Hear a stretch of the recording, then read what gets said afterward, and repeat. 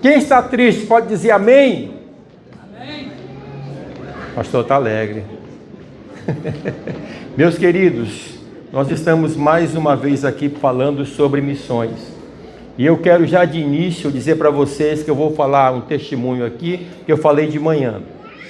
Alguns irmãos estiveram aqui e já sabem o testemunho, mas muitos não estiveram aqui. E eu quero contar para vocês o testemunho do que aconteceu conosco. Eu e minha esposa, nós fomos enviados para a missão lá no Timor-Leste. O Timor-Leste, ele fica perto da Austrália, do lado da Indonésia, fica ali na Oceania.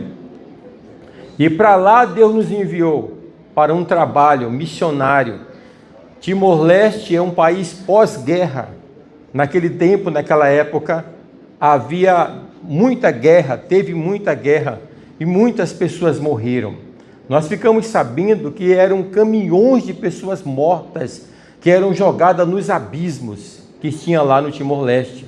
Então morreu muita gente, foi muita maldade que foi feita. Então a igreja enviou os missionários, mais ou menos 50 missionários foram para o Timor-Leste para pregar a palavra de Deus àquelas pessoas, né, que estavam na situação muito difícil devido à guerra. E nós fomos enviados para lá para que as pessoas pudessem ouvir falar de Jesus, que Jesus ele pode mudar a nossa história. Amém? E eu vou contar esse testemunho, por causa também da minha esposa que está aqui.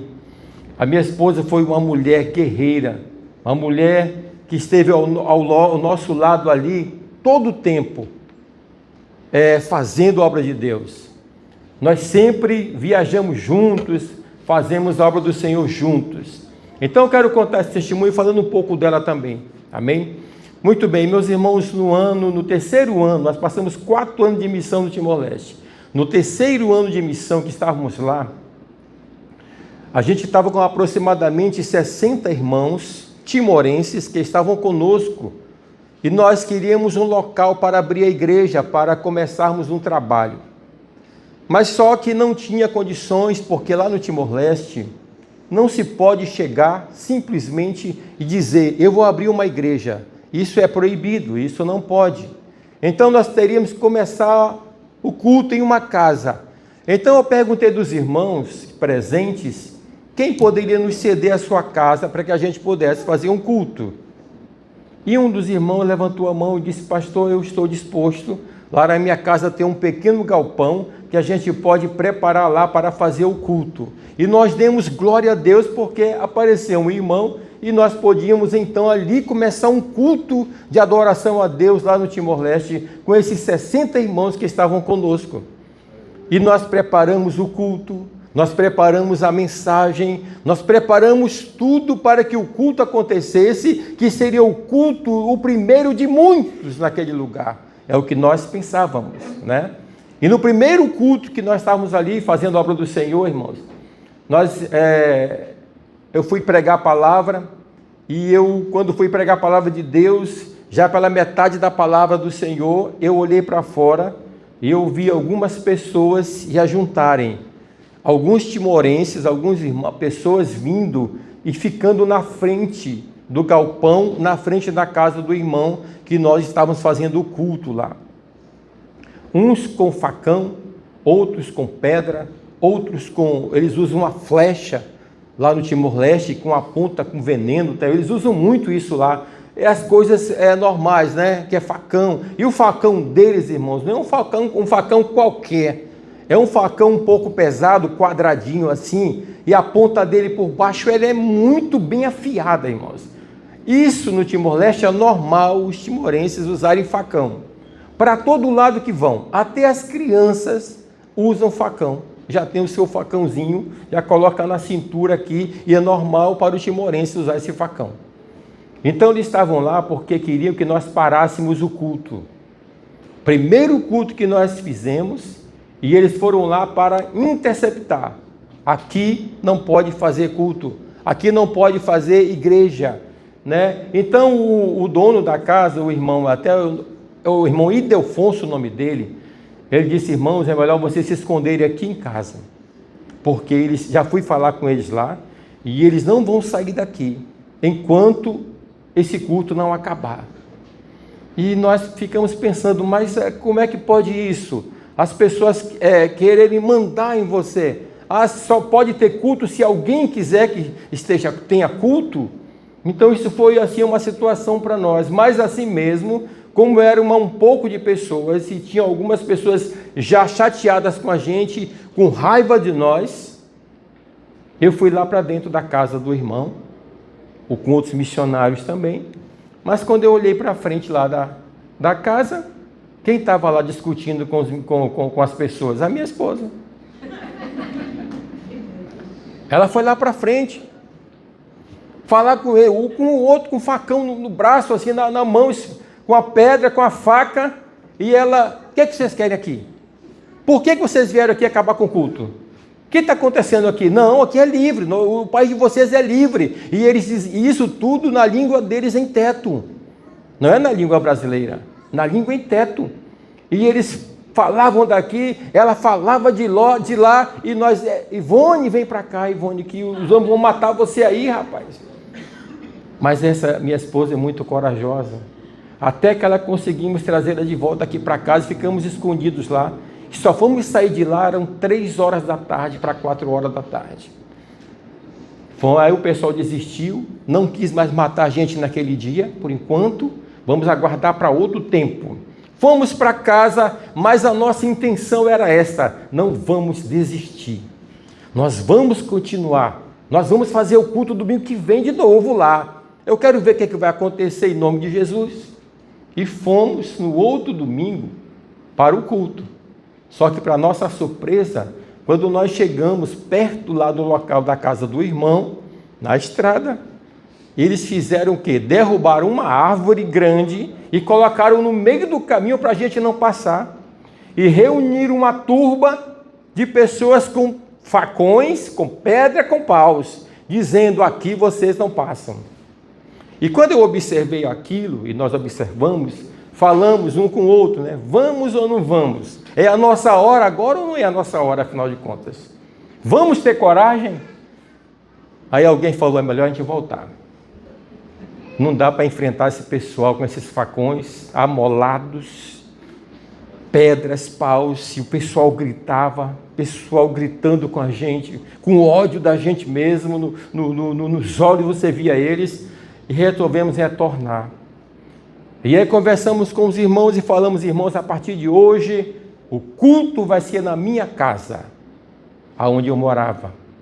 Vai ser lá a partir de hoje. Nós passamos, irmãos, mais de ano fazendo o culto na minha casa. O que era bom disso é que a bateria do culto eram as pedras. Toda vez que a gente se reunia para fazer culto, as pedras iam em cima da nossa casa. As pedradas, e nós, glória a Deus, e nós orando lá dentro, e nós glorificando o nome do Senhor, a gente cantava, a gente orava, a gente buscava o Senhor, e as pedras vinham para cima da casa. Um ano, mais de ano, irmãos, nós passamos lá. Eu falei para os irmãos de manhã que a nossa casa, que morava só eu e ela, no Timor-Leste, era uma casa isolada. Do lado era cheio de mato, de árvores. O vizinho mais próximo era 500 metros daqui, e 500 metros para cá, que não gostava de nós também. Ninguém gostava da gente. Mas nós fomos enviados para aquele lugar. E todo dia, e toda noite, as pedradas eram certas na nossa casa. E a fechadura da nossa casa era tão forte, irmão, que parecia aqueles pregos que a gente faz assim, aqueles pregos assim, que você coloca prego e faz assim. Era um ferrolhozinho de nada, um empurrão e ia embora. Mas toda noite a gente colocava a nossa vida nas mãos do Senhor. Senhor, se é para fazer alguma coisa, se é para acontecer alguma coisa, nós estamos aqui dispostos pela Tua obra, Senhor. E passamos ali aquele tempo, irmãos, e continuamos fazendo a obra do Senhor da glória. E eu pensei que eu não iria voltar para cá, para o Brasil. Tinha dias da minha vida, da minha esposa, que nós pensávamos, lá em Manaus, tem alguns irmãos de Manaus aqui, a farinha do Arini é muito boa, que a gente come, o açaí, o tambaqui, e eu lembrava, será que um dia eu vou comer o tambaqui ainda? Será que um dia eu vou comer uma farinha do Arini? Será que um dia eu ainda vou abraçar o meu neto? O meu neto tinha 1 ano de idade. Ele nasceu, eu estava no Timor-Leste já, meu primeiro neto. Eu não vi ele nascer. E eu estava lá, ele era pequenininho, bebê, e eu dizia, será que eu ainda vou pegar esse menino no colo? Será que um dia eu vou voltar para o meu Brasil? Ô terra abençoada é o Brasil. Foi quando eu aí descobri que a coisa melhor, a terra melhor do mundo chama-se Brasil. É quando você está longe da sua família, da sua casa e dos seus parentes e daquilo que você gosta. Amém, irmãos? E eu queria ler com vocês a palavra do Senhor nesse momento. Por favor, irmãos, coloquem para nós aí Isaías capítulo 6. Uma palavra de Deus para nós nesta noite, irmãos, queridos e amados. Para sairmos daqui outra pessoa. Não sairmos do jeito que nós chegamos, mas diferentes. Isaías capítulo 6, versículo 1 ao 8. Vamos ler juntos a palavra do Senhor que diz assim: no ano da morte do rei Uzias, eu vi o Senhor assentado sobre um alto e sublime trono, e as abas de suas vestes enchiam o templo. Serafins estavam por cima dele, cada um tinha 6 asas, com 2 cobriam o rosto, com 2 cobriam os seus pés e com 2 voavam. E clamavam uns aos outros, dizendo: Santo, Santo, Santo é o Senhor dos exércitos, toda a terra está cheia da sua glória. As bases do limiar se moveram, a voz do que clamava, e a casa se encheu de fumaça. Então disse eu: ai de mim, estou perdido, porque sou um homem de lábios impuros, e habito no meio de um povo de impuros lábios, e os meus olhos viram o Rei, o Senhor dos exércitos. Então um dos serafins voou para mim, trazendo na mão uma brasa viva, que tirara do altar com uma tenaz. Com a brasa tocou a minha boca e disse: eis que ela tocou os teus lábios, a tua iniquidade foi tirada e perdoado o teu pecado. Depois disso tudo, ouvi a voz do Senhor que dizia: a quem enviarei? E quem há de ir por nós? Disse eu: eis-me aqui, envia-me a mim. Amém? Essa é uma palavra muito poderosa, irmãos. E o que eu posso ver nesse momento de Isaías é que Isaías está no templo. Ele foi para o templo para adorar a Deus. E eu fiquei imaginando que essa visão que ele teve, ele estava num culto normal e de repente ele foi para um culto espiritual totalmente diferente, aonde ele viu o Senhor assentado num trono, e ele contemplou os serafins voando de um lado para o outro, e os serafins de um para o outro clamavam e diziam: Santo, Santo, Santo é o Senhor dos exércitos. E eu fui analisar, irmãos, que a palavra clamar, eles clamavam, não é uma coisa simples, eles simplesmente gritavam. Clamar significa falar em voz alta, gritar em voz alta. Eles gritavam e diziam: Santo, Santo é o Senhor dos exércitos, a terra está cheia da sua glória. Nesse culto, irmãos, apareceu Deus, apareceu os serafins e os anjos, e apareceu também o homem. Nesse culto apareceu o homem, e o homem, quando contemplou tudo aquilo ali, ele falou assim: estou perdido. Ele também gritou. Os anjos gritavam, mas ele também gritou. Ele disse: ai meu Deus, estou perdido, porque sou um homem de lábios impuro, e habito no meio de um povo de lábios impuros. O que os anjos viram? Os anjos contemplam a glória de Deus. O que os anjos disseram? Toda a terra está cheia da sua glória. E o que o homem disse? Eu habito no meio de um povo de impuros lábios, pecadores. O que acontece? Qual é a nossa visão? O que eu vejo nisso é que a visão dos anjos são uma e a nossa visão é outra. A terra sempre teve problemas, sempre teve dificuldades, desde Caim e Abel, desde Adão, que pecou contra Deus, mas depois veio o pior, que foi Caim e Abel Caim matar o seu próprio irmão Abel. Então começou um problema na terra, começou um pecado horrível na terra, mas no culto de adoração a Deus, os anjos clamavam: Santo, Santo, Santo é o Senhor dos exércitos, a terra está cheia da sua glória. O que eu quero dizer para vocês e para mim também, quando nós entramos naquela porta dali para cá, nós precisamos entender que nós chegamos aqui para adorar o nome poderoso do Senhor.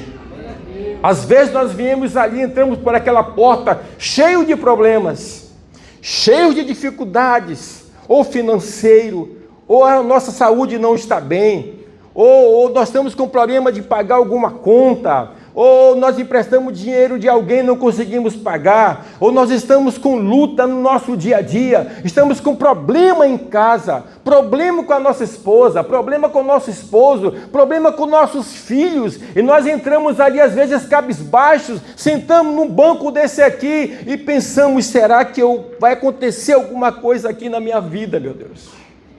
Será que eu entrei no lugar certo? Mas quero dizer para você, quando você sai, que você entra naquela porta para cá, você coloque no seu pensamento que você entrou aqui para adorar, para glorificar e para exaltar o Rei dos Reis e o Senhor dos Senhores. E nós juntos precisamos dizer: Santo, Santo, Santo é o Senhor dos exércitos, a terra está cheia da sua glória. Nada muda, o Senhor está no controle de todas as coisas na nossa vida. Eu estou esse ano, pastor, inteirando 65 anos de idade. Não parece que eu tenho mais, mas eu só tenho 65 anos de idade. Abril agora estou completando 65 anos de idade, 45 anos de casado. Meu filho mais velho tem 43 anos. E o mais novo tem 42, que está aqui, que é o baterista, que hoje tocava ali, né?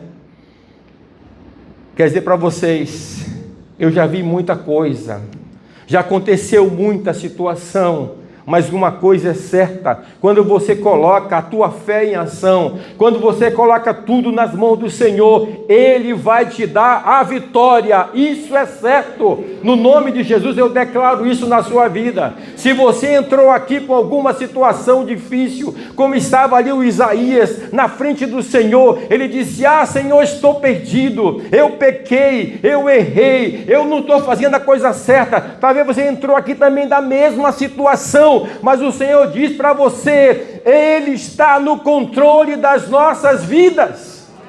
O importante é que você hoje reconheça que você é um pecador, que você precisa do Senhor, e Ele está aqui disposto a te abençoar, e você vai sair daqui outra pessoa. Alguma coisa vai acontecer na tua história a partir de hoje, deste culto que você está aqui, e estou falando sobre missões. O Isaías, depois que ele foi tirado o seu pecado, e é o que nós temos falado: eu não vou porque eu já pequei, eu não vou fazer missões porque eu não estou bem, eu não posso isso porque eu não sei falar direito, eu não vou porque eu não sei me expressar diante das pessoas, eu não vou porque muita coisa, porque eu sou velho, porque eu sou novo, porque eu sou assim, porque eu sou assado, porque eu casei, porque agora eu sou novo. É muita coisa, muitas desculpas. Mas eu vou dizer para você uma coisa, meu irmão: Deus não aceita desculpas. Nenhuma desculpa vai ser aceita de mim e de você. Nenhuma desculpa. Então, se Deus está falando hoje conosco, para que a gente melhore, para que a gente busque ao Senhor, é porque Ele tem muitas vitórias para nos dar ainda nessa terra. Não era para mim estar vivo. Não era para mim estar vivo. Primeiro na Covid, quase que eu vou embora. Quase que eu vou embora. Não era para mim estar aqui hoje. A minha esposa ainda ligou para o meu filho, dizendo: meu filho, para os meus filhos. Ela falou: meus filhos, o teu pai está indo embora. Glória a Deus. Irmãos, a verdade é, irmãos, sabe o que a Bíblia diz? Em tudo dai graças.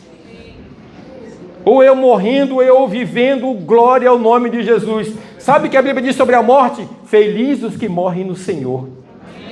Amém? Felizes os que morrem no Senhor da glória. Quando chega a hora, ele vai embora. Amém? Então, meus irmãos, Deus está contigo. Deus vai te dar a vitória. E eu queria contar o testemunho, rapidamente, para encerrar, que é rápido que passa, né, pastor? Até 11 horas. Irmãos, quando eu assumi o campo lá do Timor-Leste, eu tinha mais ou menos 15 missionários, pastores, que estavam ali comigo trabalhando, que eu era o coordenador do campo. E tinha um campo que nós nunca tínhamos ido lá. E o outro pastor que passou para mim, falou comigo, ele disse assim: pastor, tem um local chamado Covalimba, lá em Suai, que nunca ninguém entrou lá. Nós não conseguimos chegar até lá, fica um pouco distante daqui. E assim, quem sabe o senhor não vai poder chegar até lá. Eu disse: amém, meu irmão, vamos orar, de repente eu vou conseguir. E quando chegou realmente no 3º ano nosso lá também, nesse mesmo ano, eu chamei um jovem, o nome dele era Kennedy. Ele tinha 22 anos de idade, solteiro, a fim de casar, tinha uma noiva em Manaus, e era esperando ele para casar. E eu disse para ele assim: Kennedy, nós precisamos entrar lá em Covalimba, lá em Suai. Não tem ninguém lá. Você aceita? Ele falou: eu aceito, pastor, eu vou para lá. E ele foi para lá para fazer missões em Covalimba. Nesse lugar, Covalimba, tinham matado, enforcado freiras e padres lá na Igreja Católica. Que a Indonésia, essa roupa que eu estou com ela aqui hoje, ela é da Indonésia. E a Indonésia é o país mais muçulmano que existe nessa terra. Talvez 90 a 95% da nação indonesiana, ela é muçulmana. Então, eu quero falei de manhã, eu quero declarar aqui em nome de Jesus, eu quero declarar junto com vocês, Igreja do Senhor, que a Indonésia pertence a Jesus. A Indonésia é um país que já matou vários missionários, já matou vários pastores, já fez muita coisa, e eles realmente, para eles, o cristão, é como se eles pegassem uma galinha, matassem e jogassem fora, e pegassem o pescoço assim e jogassem para ali. Não tem valor nenhum para eles, não tem. Então, eu quero aqui declarar, eu tenho um filho meu lá, espiritual, que é o Melk.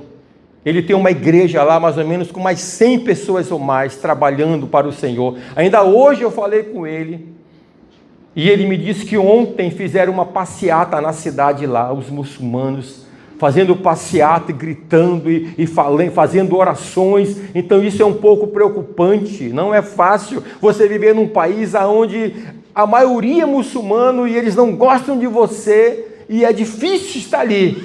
Mas uma coisa é certa, eu quero declarar em nome de Jesus que a Indonésia, ela vai ser diferente, e nós vamos alcançar as pessoas para Jesus naquele lugar.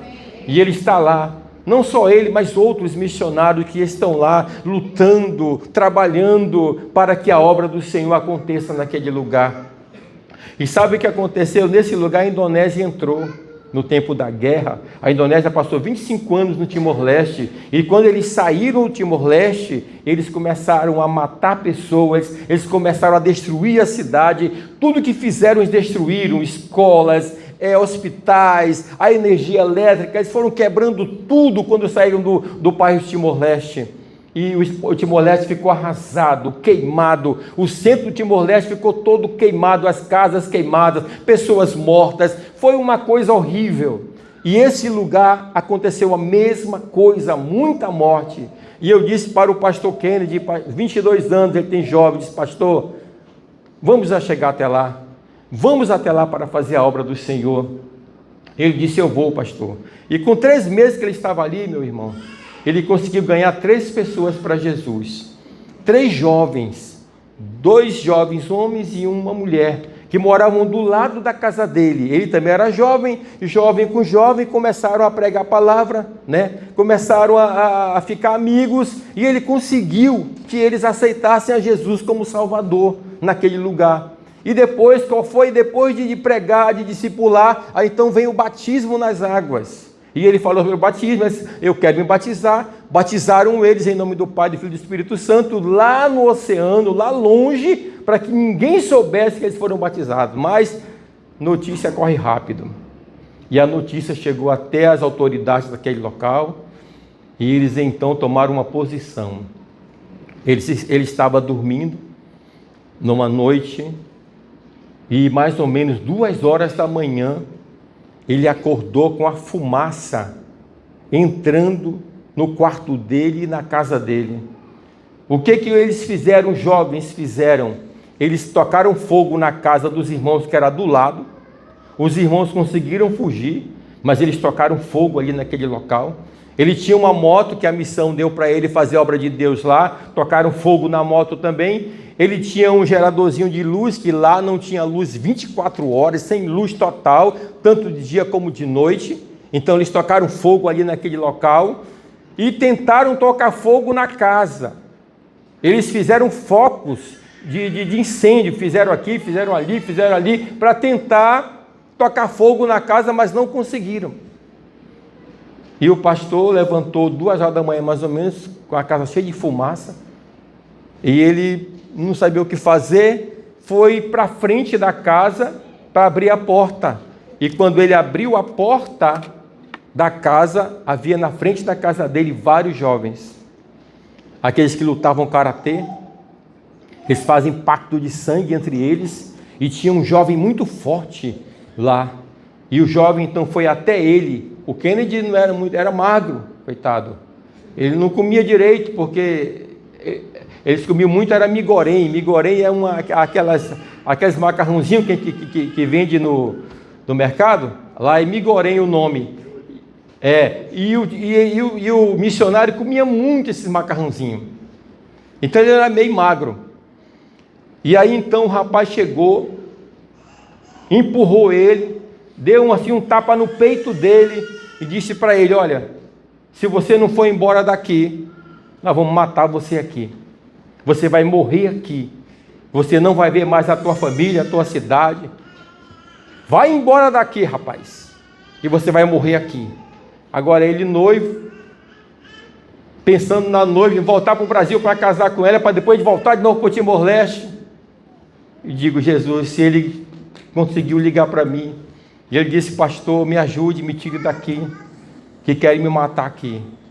E eu fui lá, com o carro, 6 quilômetros, muito longe, 6 horas de viagem, mais ou menos, para chegar até lá, para pegar ele. Peguei ele, trouxe para a capital, conversei com ele. Ele ficou na capital 1 mês, mais ou menos, se restabelecendo, Não é fácil para alguém ouvir isso, alguém bater nele e alguém falar essas coisas para a pessoa. Não é fácil, no escuro, de noite, madrugada, sem ninguém, sem família, sem nenhum parente. Ou ele não podia gritar para ninguém, só para Deus. Aí quando chegou o mês, mais ou menos assim, eu fui lá com ele e falei: Kennedy, nós não podemos abandonar a obra de Deus. Nós temos que voltar para esse lugar, Kennedy. Nós precisamos voltar. Não podemos permitir que a obra de Deus, ela feche as portas aqui, Kennedy. Se a gente não voltar mais, a porta vai se fechar. E ninguém mais vai poder entrar lá para pregar o Evangelho. Nós precisamos voltar. Ele ficou, titubeou para ali para cá. Será que a gente volta, não volta? Eu digo: bora voltar. e nós voltamos. Ele voltou, só que eu conversei com outro missionário, o jovem também, e foi os dois para lá agora. Só que chegamos lá, eu conversei com o dono da casa, e o dono da casa falou para mim: olha, pastor, o pessoal que veio aqui tocar fogo, pode matar o pastor, mas tocar fogo na minha casa não pode, né? Mas matar o pastor poderia, ele falou para mim. Eu digo, desse jeito não vai dar para fazer missões, não tem como. Eu disse: não, Kennedy, vamos sair daqui e vamos procurar outro lugar. E nós encontramos, onde nós chegávamos, a pessoa dizia: não tem lugar para vocês, né? Já conhecemos a história de vocês são pastores, vocês procuram confusão, vocês procuram situações difíceis, e não, nós só queremos pregar a palavra de Deus. Não, aqui não tem. Até que encontramos um professor. E o professor, eu conversei com ele, o professor disse: olha, eu tenho uma casa para alugar, e eu vou alugar para vocês. E vou dizer para vocês uma coisa: se alguém aqui, nessa cidade, jogar uma pedra que seja na casa do pastor, me diga, que eu vou atrás desse camarada. Eu digo: glória a Deus, é isso que nós queremos. Nós queremos um ajudador, nós queremos alguém que nos ajude aqui. E isso aconteceu, irmãos. Tu sabia que nunca jogaram uma pedra na casa do pastor mais? Nunca ninguém mais procurou ele para dizer: você está fazendo o que aqui? Nunca ninguém procurou mais. Pelo contrário, ele começou a evangelizar, ele começou a pregar a palavra de Deus, e nós conseguimos comprar um terreno de 40 por 40 lá. E eu disse: temos que fazer alguma coisa aqui rápido, temos que fazer um muro, temos que cercar, vamos fazer aqui uma igreja, fazer um local para ensinar de curso aqui, e vamos para frente. Só que naquele local não tinha pedreiro, só tinha servente. E eu disse para o administrador que pegou o serviço, glória a Deus, porque tinha um administrador lá, que eu conversei com ele, ele falou assim: meu irmão, eu quero fazer uma casa aqui, um muro. Ele disse: eu posso fazer para você, eu pego esse serviço. E a única coisa boa, irmão, disso tudo, é que a nossa missão, pense numa missão abençoada. Ele falava assim: quanto é esse muro para fazer? Ele falava: 10 mil, tá certo, bora fazer o muro, é 10 mil dólares, dólares lá, 10 mil dólares, está aqui pago aqui, meu irmão, pode fazer o muro. A missão era forte, a missão da Inglaterra. O nome dele é Bob, o homem de Deus, um homem direcionado por Deus, um homem que é milionário, trilionário, mas ele ama fazer missões, lá da Inglaterra, esse homem. E ele falava assim: quanto é o muro? 10 mil, está aqui na tua mão, pega. Pô, nem era meu dinheiro, mas era dos outros, mas era bom, porque era a obra de Deus. Né, pastor? Aqui é uma luta para a gente fazer alguma coisa, né? Ou para fazer um muro é uma guerra, dinheiro, e lá não, a missão ela era muito forte. Imagine você que nós fizemos várias obras lá, porque a missão era forte. Pessoas que davam o seu dia, só uma pessoa dava o dízimo dele, era 10 mil dólares, muitos dólares. E às vezes a gente, para dar R$2, é uma guerra, né, pastor? Às vezes a gente, para dar para a obra de Deus, vamos dar, vamos pegar aqui, puxa assim R$100, puxa a vida, aí puxa do outro lado R$2, é aqui mesmo, né? É assim que às vezes a gente faz. Irmãos, eu só sei para vocês o seguinte: a obra foi feita lá, o pastor Kennedy conseguiu, nós deixamos lá uma igreja, deixamos o pastor lá, nós fizemos a obra que o Senhor mandou a gente fazer. Mas a verdade é, o Isaías recebeu a ordem, e Deus disse: a quem enviarei? Quem há de ir por nós? Se eu e o pastor Kennedy tivéssemos dito: não, pastor, não dá, eu posso morrer, podem me matar, eu sou novo ainda, eu não posso ir. Se ele tivesse falado isso, nós não tínhamos conseguido chegar até lá para levar a palavra de Deus. Pessoas, irmãos, em todos os lugares estão precisando da nossa palavra. A palavra de Deus precisa chegar até os confins do mundo, porque é ela que pode mudar a nossa história. E eu quero convocar você nesta noite. Nós estamos nesse ano com um novo projeto, de ir para as praças, de fazer a obra do Senhor. A obra mundial nossa vai ser em Navegantes. A obra mundial nossa vai ser aqui em Navegantes, na Praça Central, ali no Ferryboat. Não tem muitos lugares não aqui, né, pastor? Mas tem, aonde tiver a gente pode ir para fazer a obra do Senhor. Então quero pedir aos irmãos que vamos nos unir nesse ano. E quem sabe não é o ano da volta do Senhor. Não é verdade? Enquanto estamos trabalhando para Deus, enquanto estamos fazendo algo para Deus, Deus trabalha em nosso favor. Enquanto você faz alguma coisa para Deus, Deus está do teu lado para te abençoar. E quando tu não faz, Deus também te abençoa. Porque Deus é bom, Deus é misericordioso. Amém? Mas eu quero convocar você, assim como Isaías disse para Deus: eis-me aqui, Senhor, envia-me a mim. Eu quero convocar você, a igreja do Senhor, a ficar de pé nesse momento, em nome de Jesus. Por favor, fique de pé. Por favor, vamos nesse momento dizer para Deus e para o Senhor: eis-me aqui, Senhor. Quem está disposto? Quem pode levantar sua mão assim para Deus? Você pode levantar suas mãos para o Senhor, levantar o mais alto que você puder, uma vez, isso, e aguente um pouco o peso do seu braço aí, um pouquinho só, e diga para Deus: eis-me aqui, Senhor. Esse ano pode ser o ano que Jesus pode vir. Esse ano pode ser o ano que pode acontecer muita coisa nesse mundo. Nós estamos vendo coisas que nós nunca vimos. Eu tenho 65 anos. Eu comecei o ministério. Eu me aceitei a Jesus, eu tinha 15 anos de idade. E eu nunca vi, irmãos, as coisas que estão acontecendo hoje. Eu nunca pensei que eu ia ver coisas tão horríveis na minha vida, o que está acontecendo hoje nesse mundo. E é o que? É a volta de Jesus, que está muito próxima para vir buscar a sua igreja. E eu quero perguntar aqui em nome de Jesus: quem é a igreja do Senhor?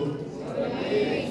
Você pode dizer amém? Amém. Diga assim: eu sou a igreja do Senhor. Diga mais uma vez, diga assim: eu sou a igreja do Senhor. Diga assim para Deus: eis-me aqui, Senhor. Envia-me a mim. Vamos orar com as mãos levantadas? Vamos orar com as mãos levantadas. Pai, em nome de Jesus, nós queremos neste momento, Senhor, nos prontificar a dizer sim para o Senhor, a dizer sim para a tua obra. Muitos de nós já disseram muito não, Senhor. Não posso, não dá. Ah, Senhor, eu pequei. Ah, Senhor, eu errei. Ah, Senhor, eu não estou conseguindo. Eu não consigo porque eu não terminei nem o ensino médio, ou eu não terminei nem o ensino fundamental. Ah, eu não posso porque eu tenho muita faculdade, Senhor, eu sou um doutor, eu sou alguma coisa, eu tenho várias formações, eu não tenho tempo, eu não tenho condições. Mas nesta noite, em nome de Jesus, levante a sua mão. Levante a sua mão hoje para Deus, assim como Isaías um dia ele disse: eis-me aqui, Senhor. Ele viu a glória de Deus, ele viu o Senhor assentado num alto e sublime trono, ele contemplou os anjos, os serafins, dizendo uns aos outros: santo, santo, santo é o Senhor dos exércitos, a terra está cheia da sua glória. Da mesma forma, Senhor da glória, que eu possa contemplar a tua glória, que eu possa contemplar as tuas maravilhas na minha vida, Senhor. Muitas vezes estou doente, estou desempregado, estou com um problema difícil na minha vida, na minha família, Senhor, mas hoje eu quero levantar a minha voz, hoje eu quero levantar a minha voz, quero levantar a minha voz e dizer: eis-me aqui, Senhor, envia-me a mim, Senhor da glória. Não importa a minha dificuldade, não importa as lutas que eu enfrento, não importa o que eu estou passando, mas uma coisa hoje eu quero dizer para o Senhor da glória: eis-me aqui, Senhor, envia-me a mim. Tantas pessoas que estão morrendo sem Jesus, nos hospitais, em tantos lugares, Senhor, que essas pessoas estão querendo uma visita, mas nós dissemos não, nós não vamos. Mas hoje é um dia, Senhor, que o Senhor escolheu para nos dar a vitória, para nos dar mais força, para nos dar mais vida, para que nós possamos ir e fazer alguma coisa para o Senhor, enquanto nós podemos, enquanto temos vida, enquanto podemos falar. Pessoas nos hospitais estão lá gritando e dizendo: ah, se eu tivesse uma chance de voltar, ah, se eu pudesse sair dessa cama, agora eu iria pregar a palavra, agora eu iria evangelizar, agora eu iria fazer alguma coisa. Hoje você tem essa oportunidade. Hoje, igreja, nós podemos fazer algo para o Senhor. A Bíblia diz: tudo posso naquele que me fortalece. Hoje é o dia da igreja dar um brado e dizer para o Senhor: eis-me aqui, Senhor, envia-me a mim. Alguém um dia pregou para mim, um dia alguém se dispôs, um dia alguém saiu da sua casa e pregou para mim a palavra, e hoje eu estou aqui. Hoje é o dia de nós sairmos também, ouvirmos a voz do Senhor. A quem enviarei? A quem enviarei?